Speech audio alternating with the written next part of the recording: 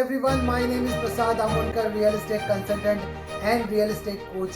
And today my topic for you is not too much of gyan on how you should be a good real estate agent, or how you must do networking, how you must do marketing, and how you must talk to people. But if you do not have the knowledge of the product itself, do you think that you will be in a convincing position? Do you think that you will be in a comfortable position to sell a product which is very important for you, and the product which actually gives you money? Now, when you start as a new realtor, what happens is, you do not have enough knowledge about how to do an outright sale. Suppose there's an apartment available or the small plot available which you want to sell. You may not have the information. You may not have the expertise. You may not have the expertise on the procedure also of how to sell. That's where you get stuck. And if that happens, you will not end up doing any sale, you will not end up doing any business, and eventually you will not get any money, you will get demotivated, you will leave this business. This is what happens with most of the real estate agents, aspiring realtors who are like so excited to start this business. In the end of the day, they kind of, it is said that around 85% to 87% of the real estate agents or the brokers start business and they fail and they go and do something else. They take up their job again, or they take up some other businesses. Here, I am going to tell you, what is that you must do to sustain and survive in this business. When I started this business, the first thing what happened to me was I got some outright deals. But later on, I realized that outright deals are not immediate closers, and I need money. It's like a fuel. You have a car, you need to put fuel in this car. Similarly, for any business, you need fuel that's in the form of money, which is required to take care of your expense. The expenses in the form of your traveling expenses, your office expense, your staff expense, your marketing tools expense. All these expenses are taken care by recurring income which you receive. And what is that business from where you will get recurring income is this: the agreement of leave and license agreement, or the rental agreement. You must have heard about it. It looks so simple, but there are certain things which I'm going to talk to you today, and you will realize that okay, there's so much of things to learn in an agreement of leave and license. This is where you are going to make some money which will take care of your expenses, your daily expenses, your monthly expenses. Why? Because the money involved over here may be small. It could be more also, depends. There are certain villas or properties which are available for 1 lakh or 2 lakhs. There also you can make a lot of money. It is as good as the outright deal. The best part of leave and license agreement is the money comes to you immediately. Once you make a deal, within 7 days or 15 days, you get your money, because the debt over here, the turnaround time is so less that someone likes the property, he agrees to the terms and conditions, makes the payment, and the paperwork is so simple. Of course, it is not that simple, but at least simpler than the outright deals. And here, what happens is, once you sign the agreement, once the payments are done, you are due to receive your payment. That's why I say, do agreement of sale every month. If you do 1 or 2 rental deals, it will put you into ease, and that will save a lot of your energy to do a better business into outright. Because outright deals, normally you get a larger chunk which could be utilized for your growth in the business, and also to grow your money after getting that chunk, that lump sum of money into outright deals. Let's straight away go to agreement of leave and license, and I will tell you how it works. And especially I will, in this particular session, I will take you through the legal aspects of the leave and license agreement. As far as the marketing part of it or sales part of it, I will take up in another video. Let's get started. Rental agreement or leave and license agreement is an easy source of income for you. If you are a beginner of real estate, a brokerage business, then this is a must product for you to do. Because there's less paperwork involved over here. It becomes so easy for you to actually show properties, come at a conclusion, because the leave and license agreement, the tenants are in hurry to take the property. Most of the times, if they are looking at a property to lease, they will do it within 15 days or 1 month, and mostly it happens in the end of the month. So as a real estate agent, if you are a beginner or even if you're an expert, do not leave this business, because that will take care of your lot of time when there is a layoff period wherein the outright deals are not happening, this will save you. And especially the less paperwork. Agreement of sale is done on a stamp paper, and then it is notarized, and some police tenant verification is done, and that's it. Nothing else you need to do. Of course, unlike outright deals wherein the due diligence of the property is done. Suppose you are buying an apartment, the land is, the documents of the land is checked, how it is exchanged hand, then the documents of how the approvals of taken in case of construction of a building, that is done, and then later on the entire verification is done. But in case of a live-in license agreement, what people look at is house tax, electricity bill, and some one deed copy, and that is sufficient for you to understand that the property belongs to the owner whom you are dealing with. You get immediate income, because suppose you have someone has liked a property and he wants to go for it, he will pay a token, he'll pay a security deposit, he'll pay the rental advance, then we'll do the agreement of sale. 7, 8, 10 days or 15 days max to max, you are done with the exchange, with the transaction, because the time goes only when it comes to the draft, the live-in license agreement draft, wherein the terms and conditions are mentioned, and both the parties has to agree to it. That's why the time is taken. Otherwise, it is so simple that if the deal is happened faster, obviously you are going to get your money immediately, right? Yearly recurring source of income, because every 11 months the property comes for leasing again, and this is where you can keep the data and use it for your next term. If your current tenant stays for a long term, it's okay, fine, it's good for you.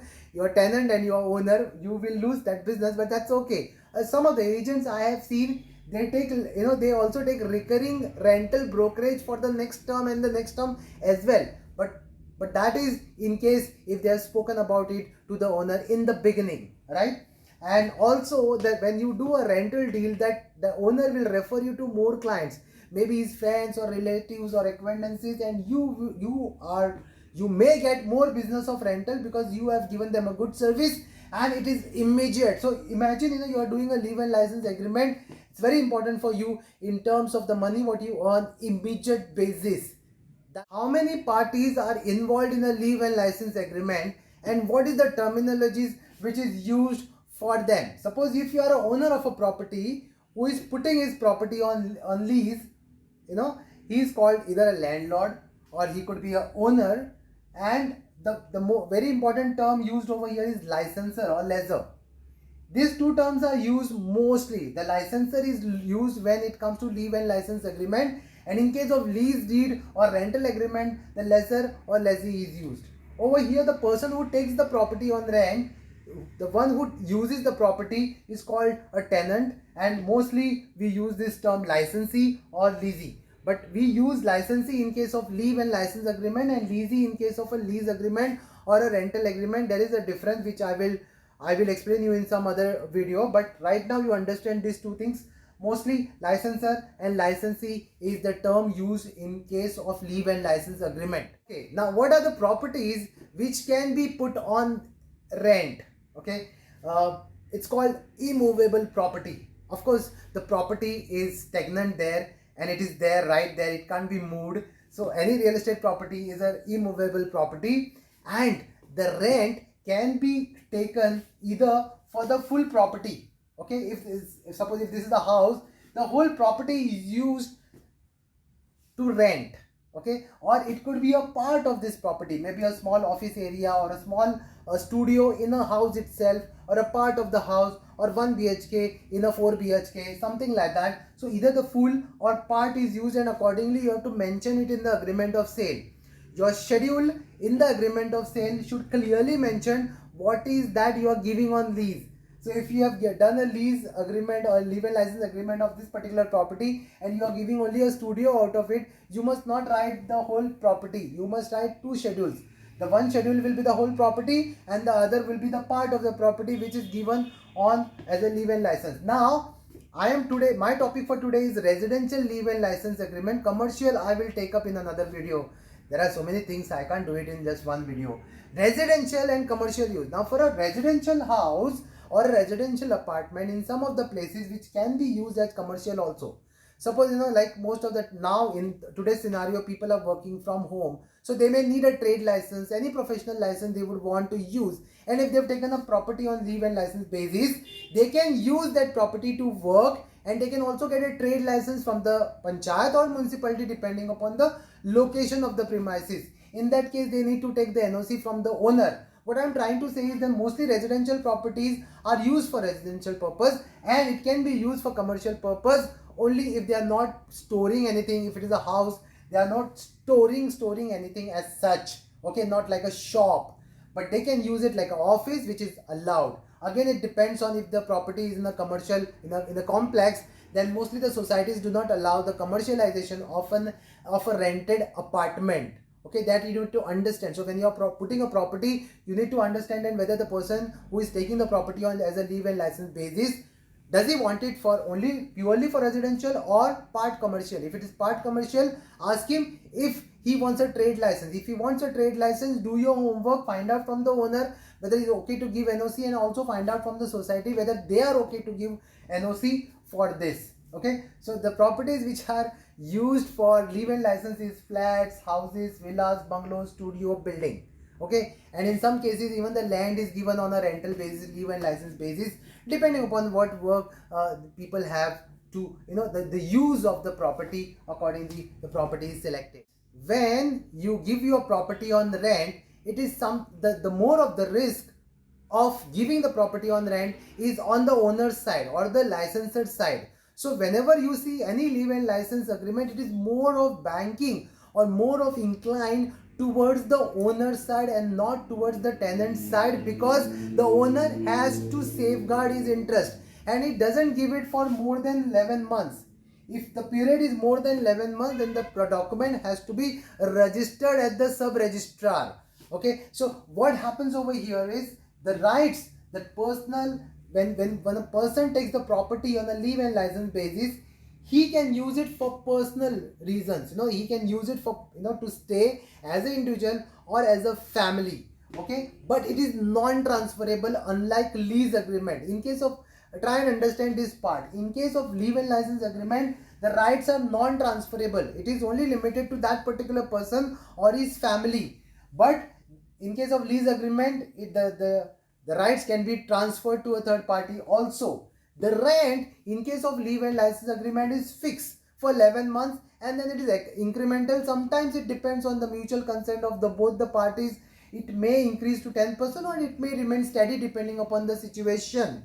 Okay, and the period, as I said, 11 months or more. So when you are doing a 11 months leave and license agreement, it has to be notarized. Okay, like in some of the state it could be more or less the stamp paper value, but in some cases it's a 500 rupees stamp paper and notary takes about 300 rupees, and that's it, you are done. So original remains with the owner of the property, and a certified copy or the notarized copy or the true copy goes to the tenant, because the tenant can then use it for his taking some amenities, like he can apply for the LPG connection, he can apply for Wi-Fi or a telephone connection or whatever connection, whatever things he, also for NOC towards taking some trade license, all that is required. So he should be given one notarized or a true copy after the leave and license agreement is done. You see a leave and license agreement which is drafted, it is almost similar across all the states, and it may look a little bit different here and there because of the lawyers and how they have depends on their experience and then the law of land over there, but mostly this is what it will have. A leave and license agreement will have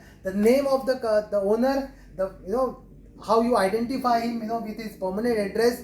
You will also have to take his PAN card or Aadhaar card or any photo ID proof, his father's name. All these details gets mentioned on the leave and license agreement.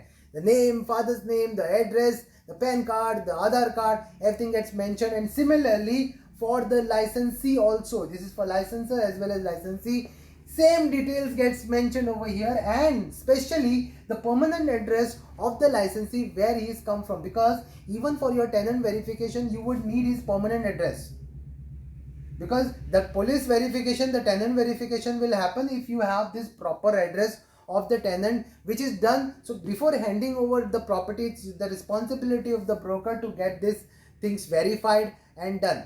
And for a broker, if the client is come through reference, great, but if it's not come through reference, try and do some due diligence from your side, talking to him, getting more knowledge, information about the tenant, where he is working, how long he has been working, why he is shifting to a particular place.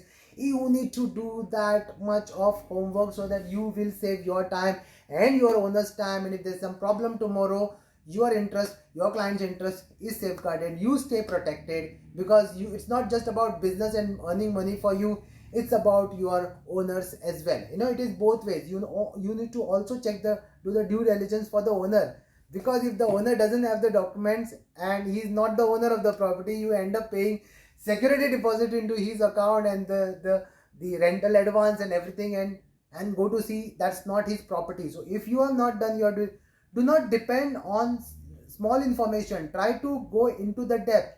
If the owner is not giving you house tax or electricity bill or the sale deed copy of his ownership, any document of his ownership, do not deal with such customers who are avoiding giving you documents or at least showing you the proof of the ownership of the property. So your due diligence should be towards both licensor as well as license. Next part comes is premises details, the description of the premises. As I said earlier, that if your entire property is supposed to be given on rent, then the detail of this property will come. That will include your the flat number or the house number, the plot number, the complex, the building number, everything, the block number, the landmark is also important for you. And in the schedule, the boundaries gets mentioned, like what's the north, on the north side of the property, south, west, east, that also gets mentioned. So when you mention this, your property gets identified. Sometimes I have seen in leave and license agreement, people do not write everything. They do not write everything, and you cannot identify the property. For you, it looks so simple. It's just an apartment. It is in a B block and 302 or 305 or whatever, and that's it. And some name of the complex. But when you write everything, in detail, it becomes easy. If there is some dispute tomorrow, these things will definitely matter. Now it looks like so easy that you don't need all this information, but it is required. Suppose if you are giving a part of the property, you need to write 2 schedules, as I mentioned earlier, the whole property details as well as only that particular part of the property which is supposed to be given. Suppose if this is the house and this is one of the studio which you want to give it from the property in a separate access, you need to mention it over here along with the plan. If you have the plan copy of the property, it serves the purpose. It will identify clearly the property, and tomorrow you will have issues, not the owner and not the tenant of the property. I mentioned earlier the use of the premises. The house can be also used as residential as well as commercial, but mostly the residential properties are used for residential purpose. And if you want it to be used for the commercial purpose, you need to take special approvals. Suppose you are in the city and you want to use some commercial premises which is residential, you need to take approvals from the concerned authorities, municipality. For today, this much in leave and license agreement. In the next video, I will take you through the terms and conditions and the clauses which are very, very important for you to understand, so that you get fully prepared. And also I will be sharing with you what is the checklist in a leave and license agreement, so that you are prepared and you will save your time and your owner's time, your tenant's time, and you will get money fast. Friends, if you like the content which I give you, please like and comment. If I'll go through your comments and I'll try to give you the information or the videos based on the comments what you give me. Please share and subscribe to my channel, Real Estate Coach Prasad Amonkar. Bye bye.